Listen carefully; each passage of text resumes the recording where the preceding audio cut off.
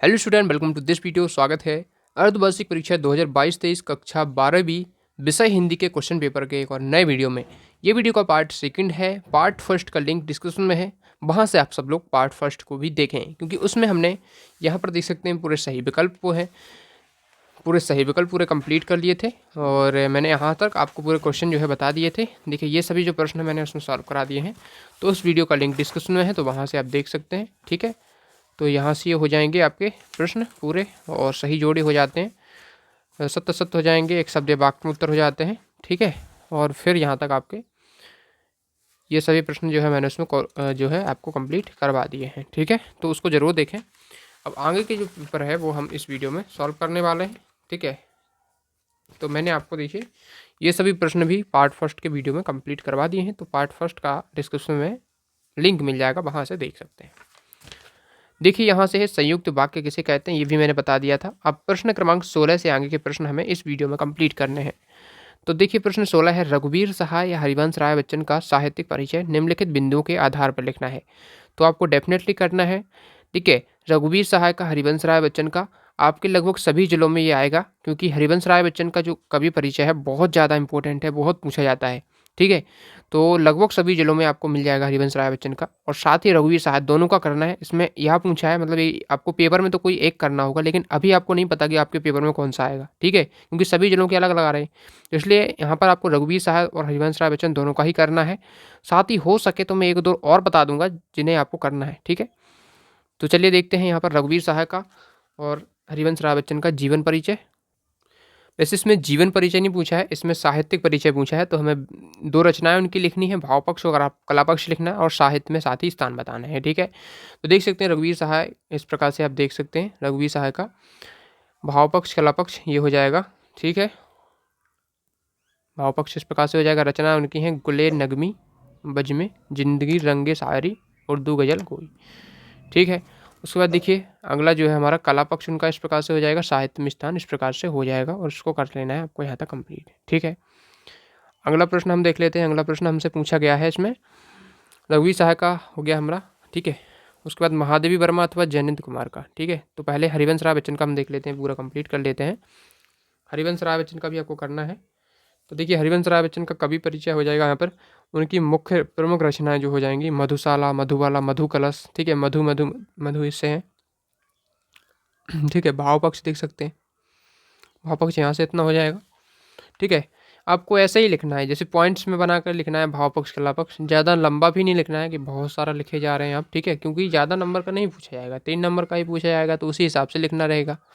ठीक है, 75 शब्द में आप लिख देंगे, 120 में लिख देंगे, चलेगा। ठीक है, अब हमसे महादेवी वर्मा अथवा जयनंद कुमार का भी आपको करना है। ठीक है, तो ये आपका लेखक परिचय में आ जाएगा, महादेवी वर्मा जयनंद कुमार का। ठीक है, तो महादेवी वर्मा ने आपका जो भक्तिन पाठ है वो लिखा है, और जयनंद कुमार ने बाजार दर्शन को लिखा है। ठीक है, तो इसका चलिए आंसर हम देख लेते हैं।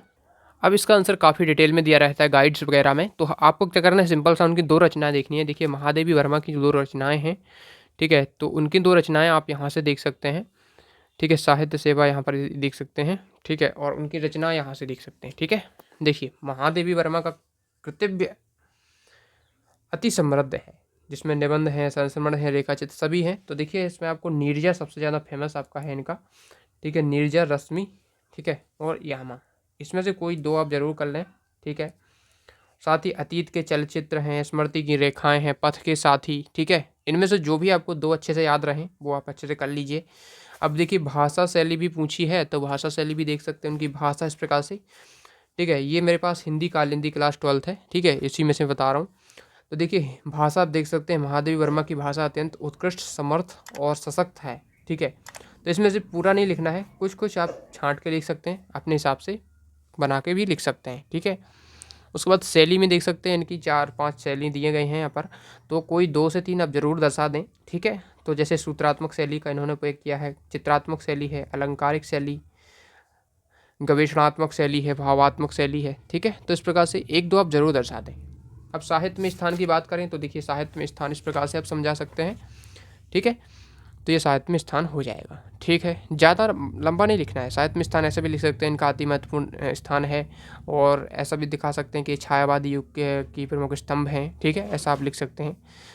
उसके बाद देखिए अगला हमारा प्रश्न है, जयनंद कुमार का जीवन परिचय लिखना है। जयनंद कुमार का जीवन परिचय निम्न बिंदुओं पर लिखना है। तो देखिए जीवन परिचय, इनका जीवन परिचय देखिए, इनकी रचना देख सकते हैं यहाँ पर हो जाएंगी, एक रात, ठीक है, खेल, ठीक है, परख, काफ़ी सारी हैं, जो आपको सही लगे आप कर लेना, ठीक है। इसमें देखिए उपन्यास उनके हैं, निबंध संग्रह हैं, कोई दो जरूर करना, ठीक है, किसी को भी कर सकते हैं इसमें से। अब उनकी भाषा देख सकते हैं यहाँ से, जयनंद जी की भाषा के दो रूप देखने को मिलते हैं, ठीक है। तो देखिए इसमें कवि परिचय में रटना कुछ नहीं होता है, बस उनकी भाषाएं रटनी होती हैं, तो वो आप रट लीजिए, मतलब याद कर लीजिए। बाकी जो भाषा है ये तो आप खुद भी लिख सकते हैं, थोड़ा इसको पढ़ के इसी के हिसाब से आप लिख सकते हैं, जैसे कि जयनंद कुमार जी की भाषा के दो रूप हमें देखने को मिलते हैं, बस इसको पढ़ लीजिए। अब ऐसा नहीं कि उसको रटे जा रहे हैं पूरे दिन में, काफ़ी टाइम लगेगा और उसको कर भी नहीं सकते हैं। और उनकी भाषाओं में देख सकते हैं अरबी, फारसी, तो जैसे ये भाषाएं हैं इनको जरूर आपको इनका जिक्र करना है, कौन कौन सी भाषाओं का इनके काव्य में या इनके लेखन में प्रयोग हुआ है, जैसे कि अरबी भाषा है, फारसी है, उर्दू है, संस्कृत है, इन सभी भाषाओं का आपको जिक्र जरूर करना है, ठीक है, क्योंकि भाषा हम लिख रहे हैं तो भाषा का जिक्र तो करना जरूरी है, ठीक है। तो इतना आप इसको लिख सकते हैं। उसके बाद शैली में एक दो शैली जरूर दर्शाएं आप, ठीक है, जैसे कि यहाँ पर कई सारी शैलियाँ इसमें दिख सकते हैं, कई सारी हैं, तो इसमें भावात्मक, वर्णनात्मक है, एक दो जरूर लिख दें, ठीक है। उसके बाद साहित्य में स्थान तो सभी का एक जैसा लगभग होता है, बस थोड़ा उनके बारे में कुछ अलग सी चीज़ जो आपको पता हो वो आप लिख सकते हैं। श्रेष्ठ उपन्यासकार हैं, कहानीकार हैं, निबंधकार भी हैं जयनंद कुमार, अपनी चिंतन, विचारधारा, आध्यात्मिक और सामाजिक विशेषणाओं के लिए सदा स्मरणीय रहेंगे, ठीक है। तो उनका विशिष्ट स्थान है, इस प्रकार से इसको लिख सकते हैं, ठीक है। तो ये तो, और देखिए मैंने अभी बताया था आपको, ये तो रहा किसी, आपको हो सकता है आपके ज़िले में इसके अलावा कोई एक आध और आ जाए, तो उसके लिए मैं बता रहा हूँ, धर्मवीर भारती का आपको लेखक परिचय जरूर करना है, ठीक है। इनको तो करना ही है, क्योंकि देखिए सभी जिलों में अलग आ रहे हैं और आपका नहीं आएगा तो फिर वो लोग नहीं आता है, इसलिए धर्मवीर भारती का भी करके रखें। इसका मैं आपको दिखा देता हूँ, देखिए इसमें देख सकते हैं इनकी रचनाएं जो हो जाएंगी यहाँ से, ठीक है, और इनकी भाषा भी यहाँ से देख सकते हैं, ठीक है, और शैली भी इनकी, और साहित्य में स्थान इस प्रकार से देख लीजिए, इसमें से पढ़ लीजिए, उसको पॉइंट निकाल लीजिए, ठीक है। तो इस प्रकार से इनको भी करना है आपको। चलिए बढ़ते हैं अगले प्रश्न की तरफ। प्रश्न 18 हमसे पूछा है, भाव पल्लवन करना है, 3 नंबर का, 100% आपका भाव पल्लवन आता है। इसमें से देखिए एक तो आपका है चरित्र सबसे बड़ा धन है, और दूसरा है सभी को अपने अपने नाम का विरोधाभास लेकर जीना पड़ता है। तो इसका चलिए हम आंसर देख लेते हैं। प्रश्न क्रमांक 18 है और भाव पल्लवन से प्रश्न 3 नंबर में डेफिनेटली आता है। तो इसका आंसर यहाँ से आप देखेंगे, सभी को अपने अपने नाम का विरोधाभास लेकर जीना पड़ता है। तो इसको कैसे लिखेंगे, वैसे तो जीवन में प्राय सभी को अपने अपने नाम का विरोधाभास लेकर जीना पड़ता है, पर भक्तिन बहुत समझदार है, क्योंकि वह अपने समृद्धि सूचक नाम किसी को बताना नहीं चाहती है। केवल जब वह नौकरी की खोज में आई थी तब ईमानदारी का परिचय देने के लिए उसने शेष इतिव्रत के साथ भी यह बता दिया, पर इस प्रार्थना के साथ कि मैं कभी नाम का उपयोग ना करूं। ऐसे देख सकते हैं, ठीक है। अब इसमें और पूछा है हमसे, चरित्र सबसे बड़ा धन है, ठीक है, तो इसको आप स्वयं देख लेना। इसके अलावा मैं आपको और ज़्यादा जो बहुत पूछा जाता है भाव पल्लवन एक बताना चाहता हूँ। देखिए ये वाला बहुत पूछा जाता है, दूर के ढोल सुहावने होते हैं, ठीक है, ये किसी अन्य पेपर का रहेगा, ठीक है, दूर के ढोल सुहावने होते हैं, तो इसका आप इस प्रकार से समझा सकते हैं। साथ ही एक और कर लेना है आपको, बैर क्रोध का अचार या मुरब्बा है, ठीक है, तो ये भी आपको कर लेना है, ठीक है। तो हो सकता है आपके किसी न किसी जिले में आपका आ जाए, बैर क्रोध का अचार या मुरब्बा है, ठीक है, क्योंकि सभी जिलों को हमें ध्यान में रखते हुए करना है, ठीक है। देखिए अब 19वां क्वेश्चन देख लीजिए, निम्नलिखित अपठित गद्यांश का अभ्यास को पढ़कर प्रश्नों के उत्तर लिखना है। राष्ट्रीय भावना में शौर्य भाव का अपना विशिष्ट स्थान होता है, मतलब काव्यांश या गद्यांश 3 नंबर का रहेगा, या तो काव्यांश करना होगा या गद्यांश करना होगा। तो इसको पढ़ लीजिए, इसके प्रश्न है जो है, उपयुक्त गद्यांश का उचित शीर्षक लिखना है। तो देखिए अब अपठित गद्यांश होता है, इसका मतलब है कि आपने कभी पढ़ा ना हो। अब कोई ऐसा कैसे बता सकता है कि आपके पेपर में यही जो है अपठित गद्यांश आएगा, ठीक है, क्योंकि अपठित गद्यांश का मतलब ये होता है जो आपने कभी ना पढ़ा हो, लेकिन कभी कभी रिपीट हो जाते हैं, तो फिर भी आपको इसको प्रैक्टिस कर लेनी चाहिए, ठीक है। तो इसका मैं आंसर आपको बता देता हूँ, क्योंकि इसको तो देख ही लेना चाहिए आपको। तो इसमें उपयुक्त गद्यांश का शीर्षक पूछा है, तो देखिए ये आपका 2022 की परीक्षा में पूछा गया गद्यांश है, ठीक है, देख सकते हैं अपठित गद्यांश जो आपकी 2022 की बोर्ड परीक्षा में पूछा गया है, ठीक है। तो देखिए इसमें क्या है, उपयुक्त गद्यांश का शीर्षक लिखना है, तो इसका शौर्य भाव हो जाएगा शीर्षक। दूसरा क्वेश्चन है, राष्ट्रीय भावना में किसका विशिष्ट स्थान है, तो राष्ट्रीय भावना में शौर्य भाव का विशिष्ट स्थान है। अगला है, सुदीर्घ शब्द का अर्थ लिखिए। सुदीर्घ शब्द का अर्थ होता है अति विस्तृत अथवा बहुत अधिक लंबा होता है, ठीक है, ये हो जाएगा हमारा ये प्रश्न। अब देखिए अथवा मैं आ रही हिमालय से पुकार, हे उदधि गरजता बार बार, प्राची पश्चिम भू नभ अपार, सब पूछ रहे हैं दिग दिगंत, वीरों का कैसा हो बसंत। तो इसमें देखिए यहाँ पर आप देख सकते हैं ये हमारा क्या है, काव्यांश है। तो गद्यांश और काव्यांश दोनों ही आएंगे, अथवा में आएगा। तो ये भी देख लीजिए, यहाँ से ये भी देखिए वार्षिक परीक्षा में पूछा गया है पिछले साल 2022 की पूर्व परीक्षा में। तो यहाँ से देख लीजिए। देखिए प्रैक्टिस आप जरूर कर लें अपडेट काव्यांश की, हो सकता है कभी कभी रिपीट हो जाते हैं, लेकिन मोस्टली ये रिपीट नहीं होते हैं, ठीक है। तो फिर भी प्रैक्टिस के लिए आपको करनी चाहिए, कभी कभी हो जाता है बाई चांस रिपीट। तो इसको आप देख लीजिए, इसका आंसर हो जाएगा वीरों का कैसा हो बसंत, ये हमारा हो जाएगा इसका शीर्षक। उदधि का अर्थ होता है समुद्र या सागर। उपयुक्त पद्यांश में वीर रस है, ठीक है। इसमें कौन सा रस है, वीर रस है, ठीक है। उसके बाद देखिए अगला प्रश्न देखते हैं।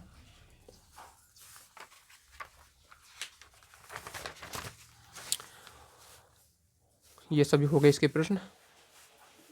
निम्नलिखित पद्यांश का भावार्थ संदर्भ प्रसंग सहित बोध सहित आपको उत्तर लिखना है। तो इसमें क्या करना है, ये आपका पाठों से पूछा जाता है, संदर्भ प्रसंग सहित व्याख्या।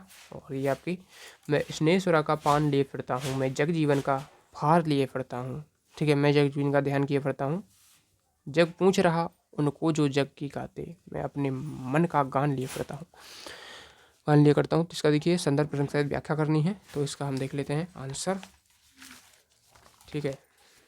तो ये वाला है, मैं स्नेह सुरा का, हाँ ये रहा, ठीक है।